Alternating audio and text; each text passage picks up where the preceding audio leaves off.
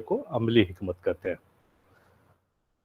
اب اس میں جو عملی حکمت ہے پھر اس کی الگ الگ برانچز ہوتی ہے. تو عملی حکمت کی جو پہلی برانچ ہے جس کو کل بتایا تھا کہ اخلاق کی درستگی یا درستی اخلاق کہتے ہیں. مطلب اخلاق کی درستگی سے مراد یہ ہے کہ جس چیز کو یا جس اخلاق کو اہل دانش نے یا دانش مندوں نے پسند کیا ہے، اچھا کیا ہے، اس کو اختیار کرنے کی غرض سے جاننا، یہ اخلاق کی درستگی ہے. جس میں ہم نے اگزامپل دیا تھا کہ جیسے مثال کے طور پر جھوٹ جو ہے برا ہے، اس سے پرہیز کیا جائے، اور سچائی اچھی چیز ہے، اس کو اختیار کیا جائے. تو جھوٹ برا ہے، اہل دانش نے جھوٹ کو برا کہا ہے اور کہا کہ اس سے پرہیز کیا جائے، اس کو جو ہے نہیں جو ہے اختیار کیا جائے. اور سچائی جو ہے یہ اچھی چیز ہے، اس سے جو ہے اس کو اختیار کیا جائے. تو یہ جو جب آپ کوئی آدمی جھوٹ بولتا رہتا ہے، جھوٹا ہے، اگر وہ سچا بننا چاہتا ہے، جھوٹ کو چھوڑ دے گا اور سچائی اختیار کرے گا تو یہی اس کے اخلاق کی درستگی ہوگی. اسی طرح سے بہت سارے انسان کے اندر کریکٹر ہوتے ہیں جو برے ہوتے ہیں، جن کو لوگوں نے یا اہل دانش نے برا کہا ہے. اس کو چھوڑنا، اس کو چھوڑنے کے بعد اچھا کریکٹر، اچھے اوصاف یا اچھی جو ہے آپ کی خصوصیت کو اختیار کرنا، یہی اخلاق کی درستگی ہے. یہ چیزیں کل ڈسکس ہوئی تھی، آج اسی کا آگے ہے. دوسرا پوائنٹس لکھیے. جیسے کل عملی حکمت کی شاخ میں آپ نے جو ہے اخلاق کی درستی اخلاق لکھا تھا، آج جو ہے آپ خانگی انتظام، دوسرا جو پوائنٹس ہے خانگی انتظام. خانہ کہتے ہیں گھر کو، مکان کو، انتظام کہتے ہیں مینجمنٹ کو. تو گھر کا جو انتظام کرتا ہے یا اپنے گھر کا جو مینجمنٹ کرتا ہے اسی کو کہتے ہیں خانگی انتظام. تو دوسرا پوائنٹس ہے آپ کے خانگی انتظام. اب اس میں یہ ہے کہ خانگی انتظام میں کیا کیا ہوتا ہے کہ خانگی انتظام میں جیسے آپ کے ساتھ آپ کے ماں باپ رہتے ہیں، آپ کی اولاد رہتی ہے، گھر کے نوکر رہتے ہیں، تب اس کے ساتھ کس طرح کا سلوک کیا جائے. آپ کو یہ جاننا ضروری ہے کہ ماں باپ کے کیا حقوق ہیں، کیا فرائض ہیں، ان کے ساتھ کس طرح سے سلوک کیا جائے. پھر بیوی کے کیا حقوق ہیں، کیا فرائض ہیں، ان کے ساتھ کس طرح سے سلوک کیا جائے. پھر بچوں کے ساتھ کس طرح کا سلوک کیا جائے. اور نوکر جس کو آپ نے اپنے کام کے لیے رکھا ہے اس کے کیا حقوق ہیں، اس کے حقوق کو کس طرح سے ادا کیا جائے، اس کو کس طرح سے اس کے فرائض جو ہے، اس کے حقوق اور فرائض کو جو ہے اچھی طرح سے جب ادا کیا جائے گا تو یہ خانگی انتظام کہلاتا ہے. اگر آپ بیلنس لے کے چلتے ہیں، مطلب یہ ہے کہ ماں باپ کے ساتھ بھی اچھا سلوک ہو رہا ہے، بیوی بچوں کے ساتھ بھی اچھا سلوک ہو رہا ہے، تو آپ کہا جائے گا کہ آپ نے خانگی انتظام صحیح کر لیا. لیکن اگر آپ بیلنس نہیں ہے، مثال کے طور پر کہ ماں باپ کے ساتھ اچھا سلوک کیا، بیوی کے ساتھ نہیں کیا، یا بیوی کے ساتھ اچھا سلوک کیا، ماں باپ کے ساتھ اچھا سلوک نہیں کیا، تو پھر وہ انسان کہلاتا ہے کہ اس کا مینجمنٹ جو ہے وہ صحیح نہیں ہے. اس لیے بیلنس ہو کے چلنا چاہیے، سب کے ساتھ صحیح سلوک، صحیح جو ہے یہ کرنا چاہیے. اس کے علاوہ جیسے بچے ہیں تو آپ بچوں کی تربیت کا بھی انتظام آپ ہی کے ذمہ. بچے صحیح تربیت حاصل کر رہے ہیں، نہیں کر رہے ہیں، وہ جو ہے ان کی تعلیم کا کیا ہے، تعلیم وہ پا رہے ہیں، نہیں پا رہے ہیں، یہ سب بھی جو ہے خانگی انتظام کے اندر آتا ہے. ایسا نہیں ہے کہ آپ نے اپنا کام کر رہے ہیں لیکن بچوں پہ آپ نے دھیان نہیں دیا. آپ کے بچے اسکول جا رہے ہیں کہ نہیں جا رہے ہیں یہ آپ کو پتا ہے یا نہیں ہے، یا اسکول جا رہے ہیں یا اسکول جانے کے بہانے کہیں دوسری جگہ چلے جاتے ہیں، یا گھر آئے، گھر کے اوپر پڑھائی کیا نہیں کیا. پھر اس کی جو کریکٹر بلڈنگ ہے بچوں کی، وہ آپ کر پا رہے ہیں یا نہیں کر پا رہے ہیں، یہ سب جو ہے آپ کے خانگی انتظام کے اندر آتا ہے. اس کے علاوہ خانگی انتظام کے اندر آمدنی اور صرف کا توازن. آمدنی کہتے ہیں جو آپ کی انکم ہے اس کو آمدنی کہتے ہیں، اور جو آپ خرچ کرتے ہیں، صرف کا مطلب خرچ کرنا ہوتا ہے. سواد رے فی صرف کا مطلب خرچ. توازن کا کہتے ہیں بیلنس کو، مطلب آمدنی اور خرچ میں جو ہے بیلنس ہونا چاہیے. ایسا نہ ہو کہ آپ جو ہے آپ کی آمدنی کم ہے اور آمدنی سے زیادہ جو ہے آپ نے خرچ کر دیا، تو اس کا نتیجہ کیا ہوا؟ پھر آپ پریشانی میں پڑ جائیں گے. پھر کہا جاتا ہے کہ آپ کا مینجمنٹ صحیح نہیں ہے، انتظام جو خانگی انتظام ہے وہ آپ کا صحیح نہیں ہے. اسی طرح سے یہ بھی ہو سکتا ہے کہ آپ کی آمدنی تو بہت زیادہ ہے لیکن جو ہے خرچ آپ کم کر رہے ہیں، تو ایسے انسان کو کیا کہتے ہیں؟ بخیل کہتے ہیں. تو وہ بخل سے کام لے رہا ہے، جتنی آمدنی ہے اس میں اس کے حساب سے بہت کم خرچ کر رہا ہے. تو یہ بھی جو ہے آپ کے خانگی انتظام کے اندر آئے گا. اسی طرح سے بخل و سخاوت بتا چکے ہیں، وہ ذاتی اخلاق ہوتا ہے ہر انسان کا. کچھ انسان بہت زیادہ سخی ہوتا ہے، کچھ انسان بخیل ہوتا ہے. دونوں جو ہے خانگی انتظام سے الگ ہوتے ہیں، بلکہ جو بیلنس ہوتا ہے آمدنی اور خرچ کا، جس میں جتنی انکم ہو اسی حساب سے اپنے گھر والوں پہ یا اپنے گھر پہ خرچ کرنا. تو یہ بہتر خانگی انتظام کہلاتا ہے۔ اس کے علاوہ گھر والوں کے سلسلہ میں اعتدال کے ساتھ استعمال، جیسے سختی اور نرمی کا سلوک۔ اب ایسا نہیں ہے کہ بہت زیادہ سخت ہیں، بچوں کے ساتھ ہمیشہ مار پیٹ کر رہے ہیں، ماں باپ کے ساتھ بدتمیزی کر رہے ہیں، اپنے استاد کے ساتھ بدتمیزی کر رہے ہیں، تو یہ جو ہے خانگی انتظام نہیں۔ جیسے ابھی ہم دیکھتے ہیں کہ ایسے ایسے میسج آ رہے ہیں جس میں لگتا ہی نہیں کہ مطلب ان کو کوئی کریکٹر ان کا ہے یا ان کو کوئی تربیت دی گئی ہے۔ اپنے استاد کو اس طرح کا جو میسج دیتے ہیں کہ آیا کہ نہیں آیا، تو مجھے تو لگتا ہی نہیں ہے کہ پتہ نہیں آپ لوگوں کو ماں باپ نے جو ہے کوئی تربیت دی ہے یا نہیں دی ہے۔ بہرحال ہم جب آپ لوگ آف لائن کلاس میں آئیں گے پھر ہم لوگ بتائیں گے کہ کس طرح سے استاد کے ساتھ سلوک کیا جاتا ہے، کس طرح سے اپنے بڑوں کے ساتھ بولا جاتا ہے، کس طرح کا جملہ اپنے بڑوں کے لیے لکھا جاتا ہے۔ تو یہ سب بھی جو ہے آپ کے خانگی انتظام آگے کہ کس طرح کا سلوک جو ہے آپ کرتے ہیں۔ پھر تعلیم و تربیت ہے، جیسا کہ بتایا کہ بچوں کی تعلیم و تربیت میں کس طرح کا ہو رہی ہے، صحیح ہو رہی ہے یا نہیں ہو رہی ہے۔ اسی طرح سے اہل خانہ کی رفتار زندگی کی نگہداشت اور صحت مرض کا لحاظ بھی جو ہے آپ کے خانگی انتظام کے اندر آتا ہے۔ یعنی یہ ہے کہ جو آپ کے اہل خانہ ہے ان کی زندگی کیسے گزر رہی ہے، ان کی نگہبانی آپ کے ذمہ ہے، ان کی صحت اور مرض کا بھی خیال رکھنا ہے۔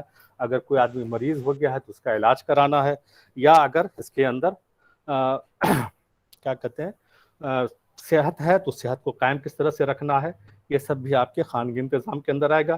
اسی طرح سے مطلب تمام امور کا علم جو ہے یا انتظام خانہ کا علم جو ہے، بلکہ یہ کہہ لیجئے کہ خانگی انتظام سے متعلق جب تمام امور کا علم ہو جائے تو اسی کو تہذیب منزل کہا ہے۔ کس نے کہا ہے؟ ارسطو اور ابن سینا دونوں نے اس کا نام تہذیب منزل رکھا، یا اسی کو انتظام خانہ کہا ہے۔ مطلب اپنے گھر کو چلانے کے لیے جس کے یہ جو بھی چیزیں آپ کے اندر اس کا جاننا آپ کو ضروری ہے، چاہے وہ آمدنی صرف کا توازن ہو، چاہے اس کی صحت کا خیال ہو، چاہے سلوک ہو، سختی نرمی کا ہو، تعلیم و تربیت کا ہو، اور اس کی ہر طرح کی چیزیں جو گھر کے اندر گھر کو چلانے کے لیے یا اس کی نگہبانی کے لیے ضروری ہے، وہ سب اگر آپ کے اندر موجود ہے تو یہ کہا جائے گا کہ آپ کا خانگی انتظام کافی بہتر ہے۔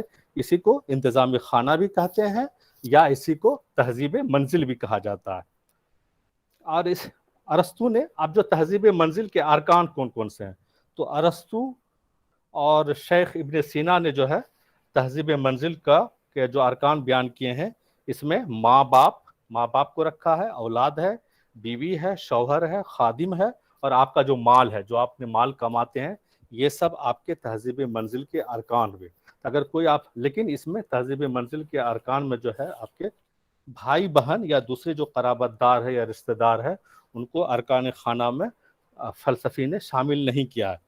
حالانکہ یہ ایک ساتھ رہ سکتے ہیں، آپ ان کی بھی نگہداشت کر سکتے ہیں، ان کو بھی اچھے طریقے سے آپ جو ہے کام کر سکتے ہیں، لیکن اہل فلسفہ نے جو ہے اس کو کیا کہتے ہیں، اس کو ارکان خانہ میں یا ارکان کہتے ہیں جو رکن ہے، رکن سے ارکان یہ بنا ہے مطلب، اور خانہ کہتے ہیں گھر کو، اس میں جو ہے ان کے جو ارکان خانہ میں جو ہے اس کا کیا کہتے ہیں بھائی بہن یا دوسرے رشتہ دار ان کو شامل نہیں کیا ہے، بلکہ جو ان کو شامل کیا ہے ارکان میں، تہذیب منزل کے ارکان میں، یہ ماں باپ ہو گیا، اولاد ہو گیا، وائف ہو گیا، شوہر ہو گیا مطلب ہسبینڈ ہو گیا، خادم ہو گیا، اور آپ کا مال ہوا۔ تو یہ جو ہے آپ کا خانگی انتظام ہے، یہ اس کی ایک برانچ ہے۔ دوسری برانچ ہے آپ کے عملی حکمت کی، عملی حکمت کی جو شاخ ہے اس کی دوسری برانچ ہو گئی خانگی انتظام۔ تیسرا جو ہے اس کا ہے سیاست، مطلب جو تیسری برانچ ہے وہ کہلاتی ہے سیاست۔ اس میں پوائنٹ ڈالیے، تیسرا برانچ میں سیاست، پولیٹکس۔ اب یہ کیا چیز ہے کہ جیسے مثال کے طور پر سوسائٹی ہے یا سماج ہے، اس سے تعلق رکھنے والے امور کا جو بھی علم جو ہے وہ سیاست کہلاتا ہے۔ اہل فلسفہ نے سیاست کی یہ ڈیفینیشن دی ہے کہ سوسائٹی اور سماج سے تعلق رکھنے والے امور کے علم کو ہم سیاست کہتے ہیں۔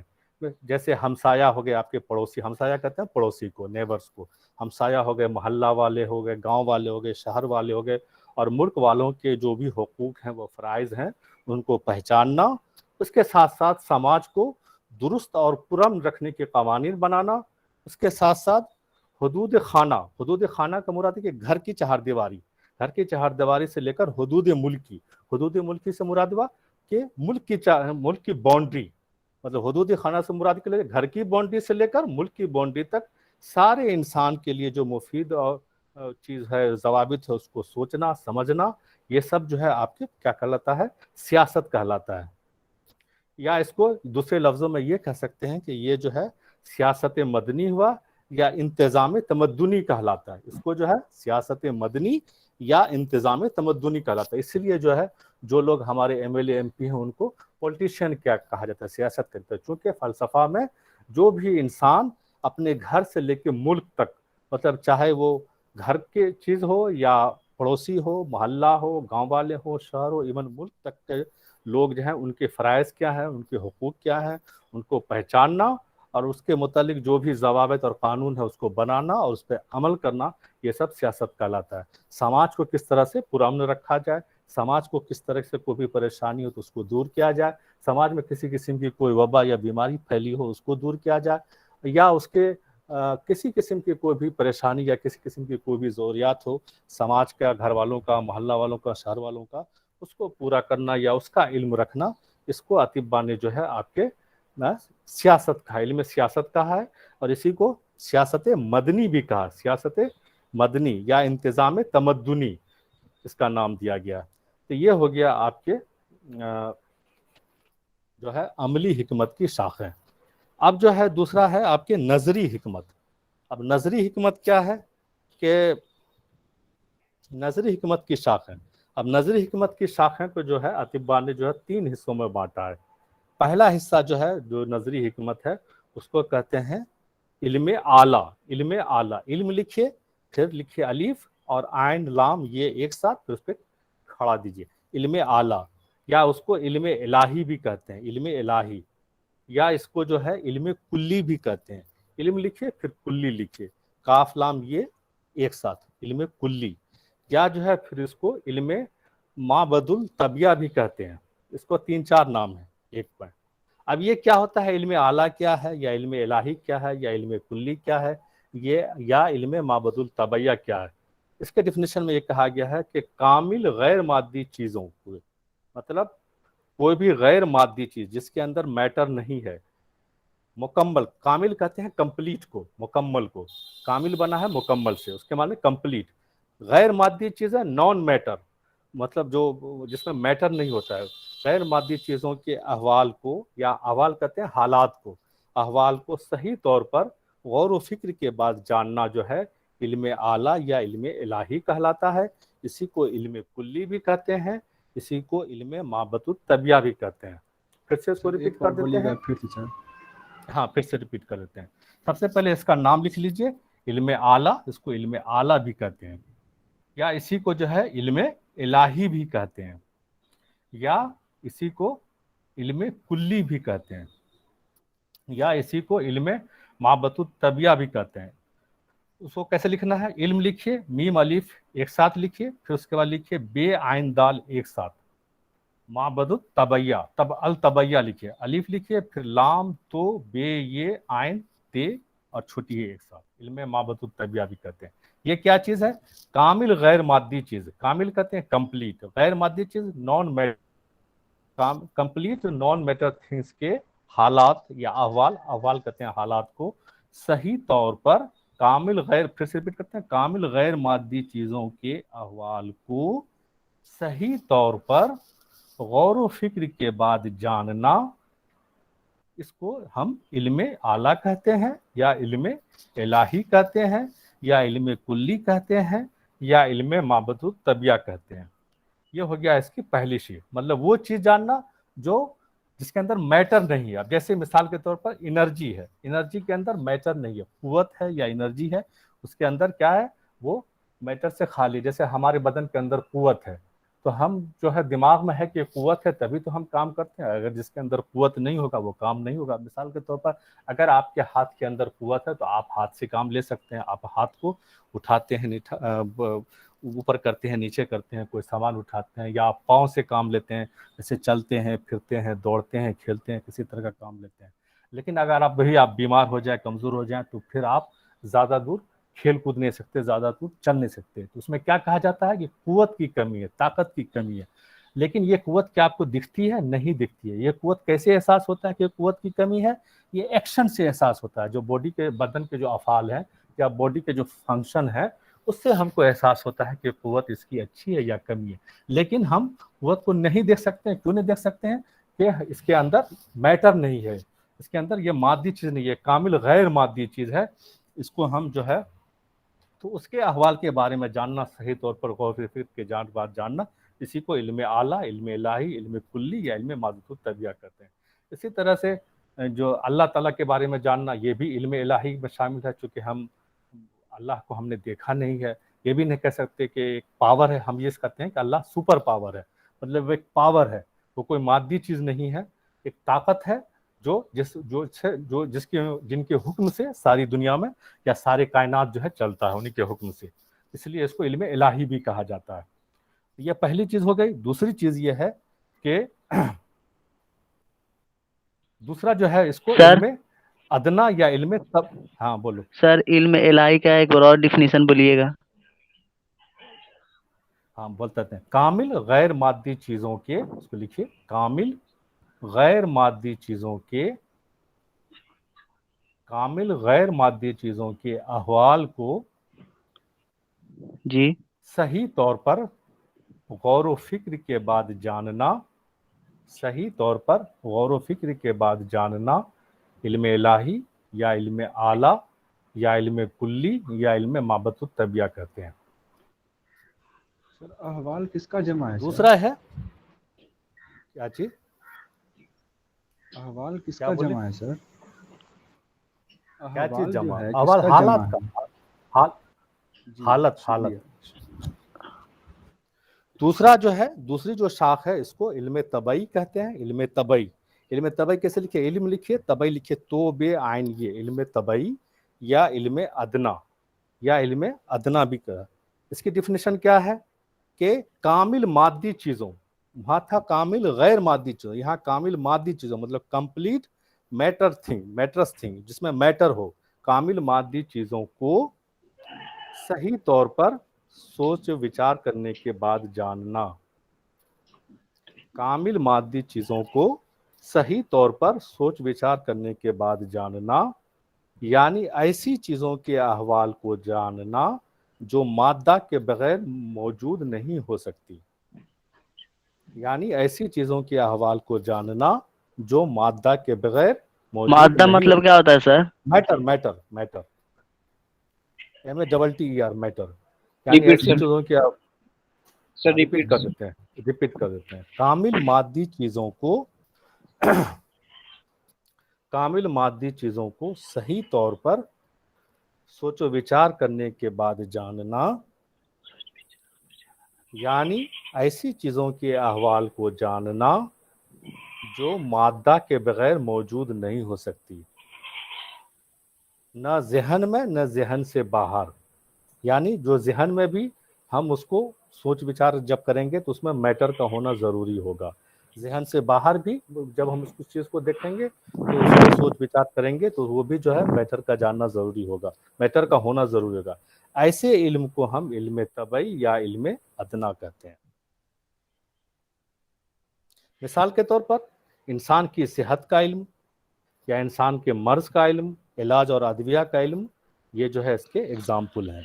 جیسے انسان کی صحت کے بارے میں ہم کہ فلاں آدمی صحت مند ہے, تو ظاہر سی بات ہے جب ہم کسی آدمی کا تصور کریں گے تو اس آدمی کا پورا باڈی, جسم جو کہ میٹر کا بنا ہوا ہے, کسی مادے کا بنا ہوا ہے, وہ ہمارے جسم کے اندر آ جائے گا. تو یہ جو ہے اس کو جاننا جو ہے وہ چونکہ چاہے ذہن میں ہو یا نہ ہو, لیکن ہم جیسے ہی انسان کا یہ کہتے ہیں تصور ہم اپنے ذہن میں لائیں گے تو ہم کو یہ احساس ہوگا کہ یہ جو ہے میٹر سے بنا ہے. اسی طرح سے مرض ہے, جب مرض کہیں گے کہ فلاں آدمی کو طبیعت خراب ہے یا فلاں آدمی کو ٹی وی ہے, مثال کے طور پر آپ کے ذہن میں آئے کہ فلاں آدمی کو ٹی وی ہے, تو آپ کے ذہن میں کیا آئے گا کہ اس کے لنگس کے اندر کوئی خرابی ہے, اگر لنگ ٹی وی ہے, یا بون کے اندر کوئی خرابی ہے, یا اگر بون ٹی وی ہے, یا انٹسٹین کے اندر کوئی خرابی. یہ سب ساری چیزیں جو ہیں کیا سے بنی ہوتی ہیں؟ مادے سے بنی ہوتی ہیں, کسی نہ کسی میٹر سے بنی ہوتی ہیں. اس لیے جو ہے اس کو جاننا جو ہے یہ اس کو علم طبعی یا علم ادنا کہتے ہیں. اسی طرح سے ادویہ کا علم, ادویہ کہتے ہیں ڈرگس کو, ڈرگس کا علم, تو ڈرگ بھی جو ہے کسی نہ کسی میٹر یا کسی نہ کسی مادے سے یا کسی نہ کسی چیزوں سے بنی ہوتی ہے. اس کے علم کو بھی حاصل کرنا ہم علم طبعی یا علم ادنا کرتے ہیں. اس کو پھر سے ریپیٹ کرتے ہیں. دوسری جو شاخ ہے اس کی حکمت نظریہ کی، اس کو جو ہے ہم علم طبعی یا علم ادنا کہتے ہیں۔ اس کی ڈیفینیشن کیا اطباء نے کیا ہے کہ کامل اطباء سوری کہتے ہیں، اہل فلسفہ نے یہ دیا ہے کہ کامل مادی چیزوں کو صحیح طور پر سوچ و وچار کرنے کے بعد جاننا، یعنی ایسی چیزوں کے احوال کو جاننا جو مادہ کے بغیر موجود نہیں ہو سکتی، نہ ذہن میں نہ ذہن سے باہر۔ پھر سے ریپیٹ کرتے ہیں، کامل مادی چیزوں کو صحیح طور پر سوچ و وچار کرنے کے بعد جاننا، یعنی ایسی چیزوں کے احوال کو جاننا جو مادہ کے بغیر موجود نہیں ہو سکتی، نہ ذہن میں نہ ذہن سے باہر۔ ایسے علم کو ہم علم طبعی یا علم ادنا کہتے ہیں۔ مثال کے طور پر انسان کی صحت، مرض، ادویہ وغیرہ کا علم جو ہے یہ علم طبعی یا علم ادنا میں آتا ہے۔ اب جو ہے اس کی تیسری برانچ ہے، تیسری برانچ کو ہم علم اوسط یا علم ریاضی یا حکمت تعلیمی کہتے ہیں۔ علم اوسط یا علم ریاضی یا حکمت تعلیمی کہتے ہیں۔ اس کے بارے میں کہا گیا ہے کہ ایسی چیزوں کو جاننا جو ذہنی اعتبار سے غیر مادی ہیں، لیکن ایسی چیزوں کو جاننا، پہلے پھر اس کو ریپیٹ کرتے ہیں، ایسی چیزوں کو جاننا جو ذہنی اعتبار سے غیر مادی، مطلب آپ کے ذہن میں جب اس کا تصور ہوگا تو اس کے اندر میٹر آپ کے ذہن میں نہیں آئے گا، لیکن ذہن سے باہر بغیر مادہ کے ان کا وجود نہیں ہو سکتا، ذہن کے باہر بغیر مادہ کے ان کا وجود نہیں ہو سکتا۔ ایسے علم کو ہم علم اوسط یا علم ریاضی یا حکمت تعلیمی کہتے ہیں۔ مطلب ایسی چیزوں کے بارے میں جاننا، جب ہم ذہن میں اس کے بارے میں سوچیں گے تو ہم کو یہ لگے گا کہ یہ چیزیں اس کے جاننے کے لیے میٹر کا ہونا ضروری نہیں ہے، یعنی ایسی چیزوں کو جب ذہن میں ہم اس کا تصور کریں گے تو تصور کرنے میں اس میٹر کا ہونا ضروری نہیں ہے، لیکن جب ذہن کے باہر ہم اس کو دیکھیں گے تو وہ کسی نہ کسی چیز سے بنا ہوا بغیر میٹر کے اس کا وجود ممکن نہیں ہے۔ اس کے ایگزامپل میں اہل فلسفہ نے لکھا کہ جیسے ریاضی کا، جیسے مان لو نیومریکلس ہے یا پھاڑا 2 4 5 6، جب آپ اس کو جو ہے ذہن کے اندر اس کا تصور کریں گے تو اس کو میٹر کا ہونا ضروری نہیں ہے، نہ میٹر آپ کے ذہن میں آئے گا، لیکن جب آپ اس کو لکھیں گے کسی بورڈ پہ یا کسی کاغذ پہ تو پھر وہ کسی نہ کسی مادے کا، جیسے چاک سے لکھیں گے تو چاک کا بن گیا فور، یا پین سے لکھیں گے تو پین کا بن گیا۔ تو یہ اس لیے کہا جاتا ہے کہ ایسی چیزوں کو جاننا جو ذہن میں ہوگی تو وہ غیر مادی ہوگی، لیکن جب ذہن سے باہر ہم اس کو دیکھیں گے تو بغیر مادہ کے اس کا وجود نہیں ہو سکے گا۔ ایسے علم کو ہم علم اوسط یا علم ریاضی یا حکمت تعلیمی کہتے ہیں۔ تو یہ ہو گیا آپ کے حکمت نظریہ کی شاخیں۔ اب اس میں سر ایک بار ریپیٹ کریے۔ تیسرا سر اس کا ایگزامپل کیا علم ہوگا سر علم اوسط کا؟ علم اوسط جیسے میتھمیٹکس وغیرہ میں ہوتا ہے، جیسے آپ تصور میں کوئی میتھمیٹکس ایگزامپل میں کیا لاتے ہیں، لکھ لیں؟ ریاضی لکھ لیں کیا؟ ہاں جیسے ریاضی کا علم ہے، جیسے جیسے اس میں ایگزامپل جیسے 3 4 5 6 اس طرح سے لکھ لیجئے۔ اب ذہن میں 3 4 ریاضی ہی 5 لکھ اگر آپ لیتے ہیں لیتے ہیں سر، یا 10، ریاضی ہی لکھ لیتے ہیں، دونوں تو ایک ہی ہو گیا نا سر؟ میتھمیٹکس ہوا، ریاضی میتھمیٹکس کو کہتے ہاں ہیں۔ ہاں، تو وہی لکھ لیتے ہیں سر۔ ہاں وہی لکھ لیجئے۔ تو جب آپ 3 4 5 6 ذہن میں، ہاں ریپیٹ کرتے ہیں، ذہن میں لائیں گے تو مادے کا وجود ممکن نہیں ہوگا، لیکن جب آپ لکھیں گے تو بغیر مادے کے یہ ممکن نہیں ہوگا۔ اس کو پھر سے ریپیٹ کر دیتے ہیں، ایسی چیزوں کو جاننا جو ذہنی اعتبار سے غیر مادی ہیں، ایسی چیزوں کو جاننا جو ذہنی اعتبار سے غیر مادی ہیں اور ذہن سے باہر بغیر مادہ کے ان کا وجود نہیں ہو سکتا، اور ذہن سے باہر بغیر مادہ کے ان سر کا تھوڑا وجود، دھیرے دھیرے۔ اچھا ٹھیک، پھر سے ریپیٹ کرتے ہیں، ایسی چیزوں کو جاننا، ایسی چیزوں کو جاننا جو ذہنی اعتبار سے غیر مادی ہیں، جو ذہنی اعتبار سے غیر مادی ہیں اور ذہن سے باہر،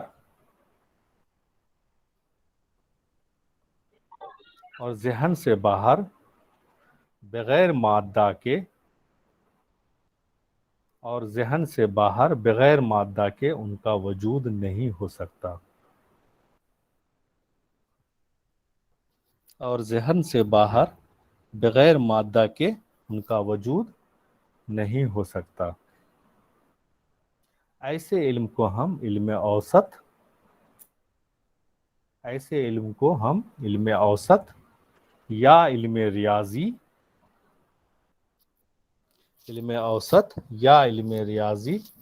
یا علم یا حکمت تعلیمی کہتے ہیں. ایسے علم کو ہم علم اوسط یا علم ریاضی یا حکمت تعلیمی کہتے ہیں.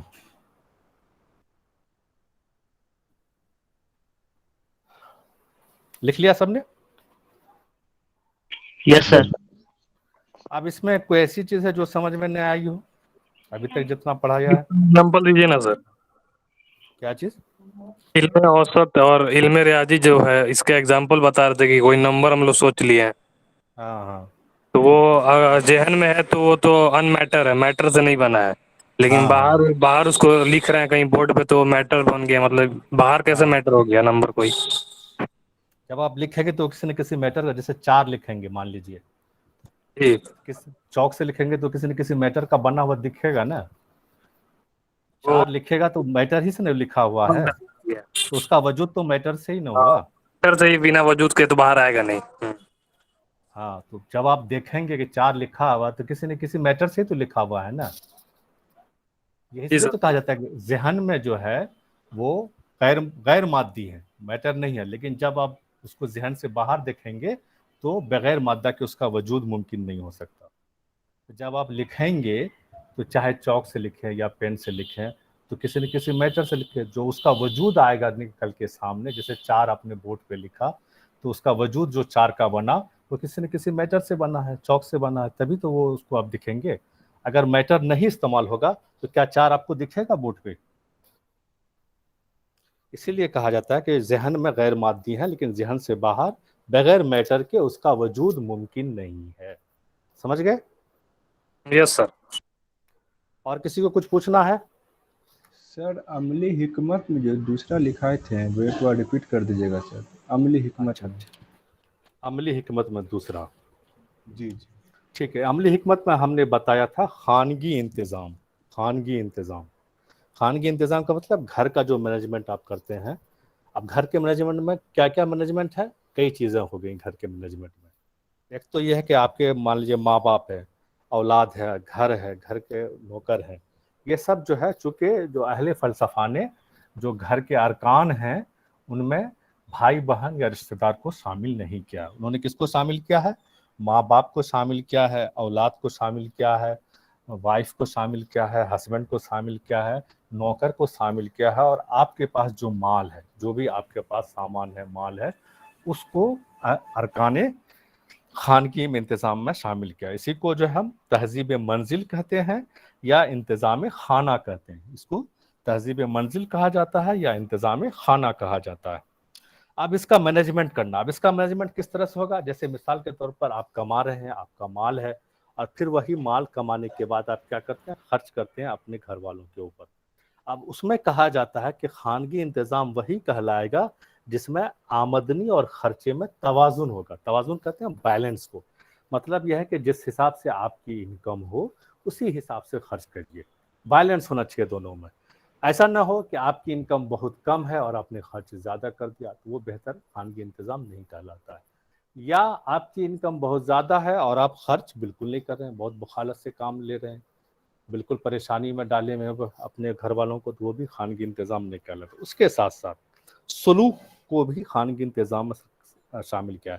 چاہے وہ سلوک آپ اپنے ماں باپ سے کر رہے ہوں, اپنے بیوی بچوں کے ساتھ کر رہے ہوں, اپنے نوکر کے ساتھ سلوک کر رہے ہوں, بہتر سلوک کو خانگی انتظام میں شامل کیا گیا ہے. اگر آپ سلوک صحیح سے نہیں کر سکتے ہیں تو وہ بھی خانگی انتظام میں شامل نہیں ہے. اس کے علاوہ اب اسی سلوک کے اندر سختی نرمی بھی آ گیا کہ مان لو نوکر کے ساتھ بہت سخت ہے, ہمیشہ اس کو ڈانٹ رہے ہیں, تو وہ بھی خانگی انتظام نہیں کہلائے گا. لیکن اگر آپ اس کے ساتھ بہتر سلوک کر رہے ہیں, بہتر طریقہ اختیار کر رہے ہیں, جو کام اس کا جتنا لینا چاہیے اتنا, ایسا نہیں کوئی نوکر ہے تو اس کو 24 گھنٹے کھٹا رہے ہیں, تو وہ بھی خانگی انتظام کے اندر نہیں ہوگا. جو اس کا ورک ہے, جو نارمل ورک ہے وہ کرنا, جو آپ کھا رہے ہیں وہی اس کو کھلانا, جو آپ پہن رہے ہیں وہی پہنانا, یہ جو ہے بہتر خانگی انتظام کہلاتا ہے. اس کے ساتھ ساتھ جو ہے جیسے بچے ہیں آپ کے, تو بچوں کی تعلیم و تربیت کا بھی خیال رکھنا, تعلیم کا بھی خیال رکھنا کہ وہ پڑھائی صحیح سے کرنا, اس کی تربیت کرنا, اس کو سکھانا کہ کس طرح سے جو ہے بڑے کے ساتھ بات کیا جاتا ہے, کس طرح سے چھوٹوں کی بات کیا جاتا ہے, ادب کیا چیز ہے, کون سا جملہ کس کو بولیں گے تو اچھا لگے گا, کون سا جملہ کس کو بولیں تو برا لگے گا, اپنے بڑوں کے ساتھ کس طرح کا جملہ ہم استعمال کریں, اپنے استاد کے ساتھ جو ہے ہم کس طرح کے جملہ استعمال کریں. تو یہ سب جو بچوں کو سکھایا جاتا ہے تعلیم. پھر باہر نکل لو بچے تو کس طرح کھیلنا ہے, کودنا ہے, دیکھنا ہے, یہ ساری چیزیں جو ہیں وہ بھی خانگی انتظام کے اندر آتی ہیں. اس کے علاوہ صحت اور مرض کا بھی خیال رکھنا ساتھ میں, کہ اگر بچے بیمار ہو گئے ہیں تو ان کا علاج کرانا, یا ماں باپ یا بیوی یا ہسبینڈ کوئی بھی ہے اگر بیمار ہو گیا ہے تو اس کا علاج کرانا, یا ان کو بتانا کہ بیماری کس طرح سے پیدا ہوتی ہے, اس کو روکنا, اس کی صفائی کا خیال رکھنا. بچوں کو یہ بتانا کہ ہاتھ صاف کر کے جو ہے آپ کو کھانا ہے, کیونکہ بچے اکثر بغیر ہاتھ صاف کیے بھی کھانا شروع کر دیتے ہیں. ان کو بتانا کہ کس طرح سے ہاتھ کو صاف کیا جاتا ہے, کس طرح سے ہم بیماری سے بچ سکتے ہیں. اگر آپ صحت کو قائم رکھنا ہے تو آپ کو صفائی کا انتظام کرنا پڑے گا, اچھی غذا کو کھانا پڑے گا, خراب غذا کو سے پرہیز کرنا پڑے گا.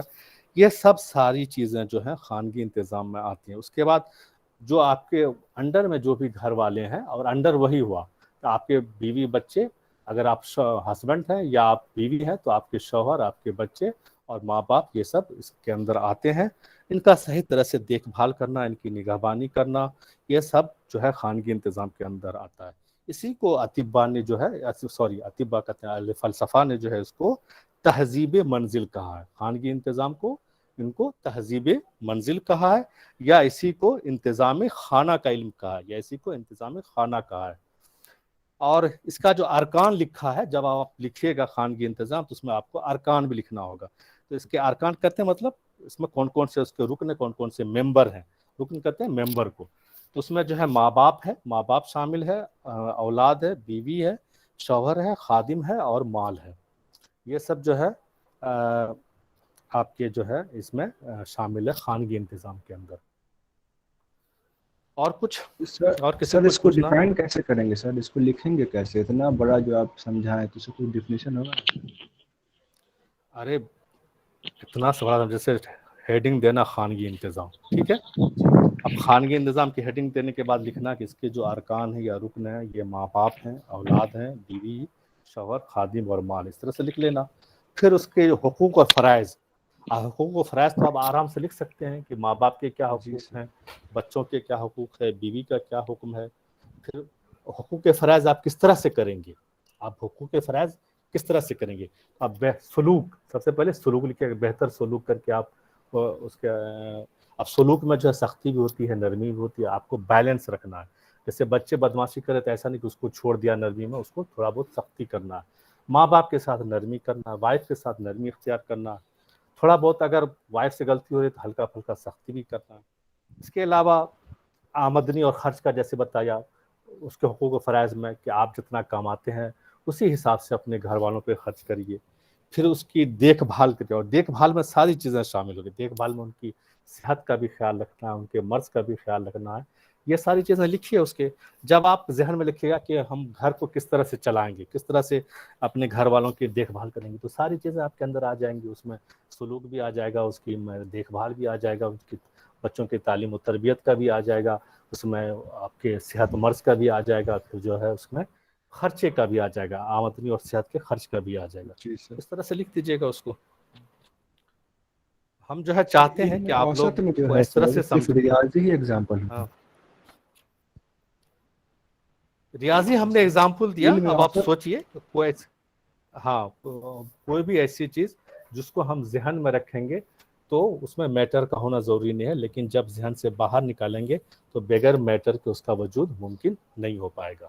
تو زیادہ تر ریاضی اس میں زیادہ بہتر ہوتا ہے, یا اور بھی کوئی ایسی چیز جس میں تو وہ آپ کو سوچئے, اس کو کچھ آپ بھی سوچئے. ویسے جو ہے ایگزامپل ہم اور بتائیں گے. بتا رہے تھے کہ وہ اسٹڈی آف میتھمیٹکس ہوتا ہے. मतलब हाँ, जैसे मैथमेटिक्स का तस्वुर जैसे जहन में आता है ना, कोई भी जैसे जोड़ है, घटाव है, या कोई नंबर है, इसका तस्वुर जब हमारे जहन में आता है तो वो मैटर का होना उसमें जरूरी नहीं, लेकिन जब हम आप उसको किसी चीज़ पे लिखेंगे, जो उसके बाहर जब देखेंगे, चाहे ब्लैक बोर्ड पे या कॉपी पे, तो बगैर किसी मैटर के वो मुमकिन ही नहीं हो सकता, उसको आप देख ही नहीं सकते, लिख ही नहीं सकते। तो ये बेहतर एग्जाम्पल है इसके अंदर। आज टाइम कंप्लीट हो गया है, 2:15। सर फिर कल सर जो है सर बोलो। अजतमाही का मतलब क्या होता है? इज्तिमा से बना, इज्तिमा नाम सुना होगा ना, जो इज्तिमा वगैरह होता है जमात वालों का, मतलब कम्युनिटी लेवल पर पूरे बहुत, जिसमें बहुत सारे लोग हैं, इज्तिमा का कम्युनिटी लेवल सर पर। हुकूक का माने क्या हुआ? किसका हुकूक? हुकूक कहते हैं, वो हक से बना, हक समझते हो ना, कि जैसे माँ बाप का हक से बना है। जैसे बच्चों पर माँ बाप का क्या हक है कि उसको सही तालीम और तरबियत करना, उसको खाना पीना खिलाना, ये तुम्हारा जो माँ बाप, बच्चों का हक है अपने माँ बाप के ऊपर, कि माँ बाप जो है उनको सही तालीम और तरबियत दें, उनको खाना पीना खिलाएं, उनकी देखभाल करें। इसी तरह से बच्चों का हक है कि वो माँ बाप की खिदमत करें, माँ बाप की इज्जत करें, इसी से बना हुकूक। तो अरकान सर? अरकान बना है रुकन से, मेंबर से, यहाँ पे उसका मेंबर ख्याल किया गया है। सर तो वीडियो भेज देते तो लिखने का तरीका मालूम हो जाता है कैसे आप नोट्स बनाते हैं। शुक्रिया सर। सर ग्रुप में तो अच्छा जी रहता सर, शुक्रिया सर। पीडीएफ भेज देंगे सर। सर से बात कर लो, एक बार भेज देंगे तो अच्छा रहेगा। हाँ, कैसे लिखते हैं तरीका मालूम हो जाएगा, बहुत मेहरबानी होगी सर। हाँ हाँ सर सर लगा लीव कर दूं क्या? नहीं सर हैं, बात कर लीजिए। सर अभी जो पढ़ाए हैं आप, उसका एक पीडीएफ बना करके जैसे व्हाट्सएप में एक ग्रुप में भेज दीजिए, ताकि हम बच्चों लोग को जो है आसानी हो जाए, समझ सके उससे पढ़ कर। जी सर, अच्छा रहेगा इससे। यस सर, अच्छा होगा सर। पीडीएफ से नहीं बोलिए, म्यूट कर सर, शुरुआत म्यूट कर लिए लगता है। सब लोगों को पता नहीं है कैसे नोट्स बनाना है। सर कहाँ है? सर रहते तो बोलते ना। म्यूट सर, लीव कर दें। सर सर चलेगा। नहीं लीव कर सर चलेगा। मुद्दे की बात सुनवे नहीं किया सर, क्या मुद्दा है?